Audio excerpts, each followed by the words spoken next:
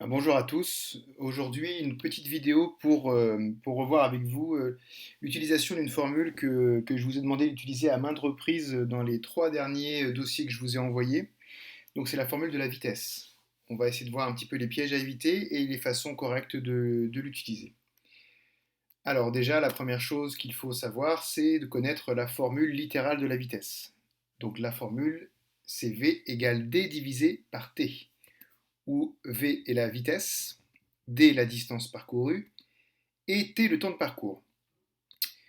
Alors, on n'a pas encore parlé des unités, mais il faut se méfier un petit peu.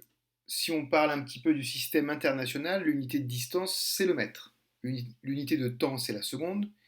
Donc, l'unité légale de la vitesse, ça serait par conséquent le mètre par seconde, qu'on note m/s ou également m.s-1. C'est la notation scientifique. Mais cette unité, dans la vie de tous les jours, est peu exploitée, peu utilisée. On utilise plus précisément le kilomètre par heure, c'est plus adapté à la vie quotidienne, ou encore le kilomètre par seconde, voire le mètre par seconde quand on parle de la vitesse de la lumière. Il faut donc bien regarder les unités proposées dans un exercice avant de se lancer dans un calcul, histoire de ne pas tomber dans les pièges.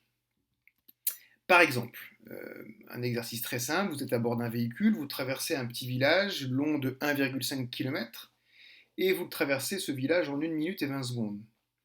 La question c'est à quelle vitesse moyenne, en mètres par seconde, avez-vous traversé le village? On est alors tenté de faire le calcul suivant. On connaît la formule, V égale D divisé par T. On fait l'application numérique en faisant 1,5 divisé par 1,2, donc la distance divisée par le temps, et on trouve 1,25. Évidemment, cette réponse est fausse, puisque avant de pouvoir utiliser la formule, il faut d'abord mettre les données dans les bonnes unités. Donc, il convient d'abord de mettre 1,5 km en mètres, soit 1500 mètres, et 1 minute 20 secondes en secondes. Donc, 1 minute étant égale à 60 secondes, plus les 20 secondes, ça fait donc 80 secondes. Dès lors, on peut utiliser la formule de la vitesse en faisant donc 1500 divisé par 80, et là on trouve 18,75 mètres par seconde. Voilà un des premiers pièges à éviter. Alors les élèves se trompent également souvent parce que quand on demande de calculer une autre lettre que V dans la formule, on peut vous demander de calculer D ou de calculer T en ayant les deux autres lettres, mais on ne sait plus trop quelle opération il faut faire. Alors moi j'ai une astuce, je vous le propose ça maintenant. On connaît la formule de la vitesse, V égale D divisé par T.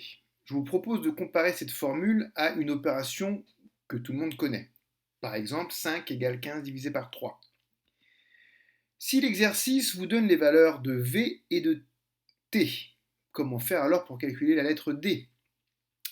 Eh bien, ce que je propose de faire, c'est de cacher avec votre main la lettre qui vous manque. Donc, on vous demande de calculer D, vous cachez la lettre D. Et on fait la même chose dans l'opération connue. Dans l'opération connue, on peut se demander comment faire pour retrouver ce qu'il y a derrière la main, quelle opération faire pour retrouver ce qui se cache derrière la main avec les deux autres chiffres. La réponse est simple. Pour retrouver le 15 qui est derrière la main, il faut faire 3 fois 5 avec les deux autres chiffres. On peut donc faire la même chose exactement avec la formule littérale de la vitesse, ce qui nous donne V fois T pour ce qui est derrière la main. Donc là, on peut en conclure que la formule de la vitesse peut s'écrire également D égale V fois T. Pour calculer maintenant la lettre T, l'exercice peut vous donner les valeurs de V et de D. Comment calculer T? Eh bien, même principe, on va cacher avec la main la lettre qui nous manque. On fait la même chose à côté dans l'opération connue. Même protocole. Comment faire avec les deux chiffres restants pour trouver ce qu'il y a derrière la main? Il suffit de faire 15 divisé par 5. Si on reproduit la même chose dans la formule de la vitesse, l'opération à faire est donc D divisé par V. Dans ce cas, la formule de la vitesse peut donc s'écrire aussi T égale D divisé par V.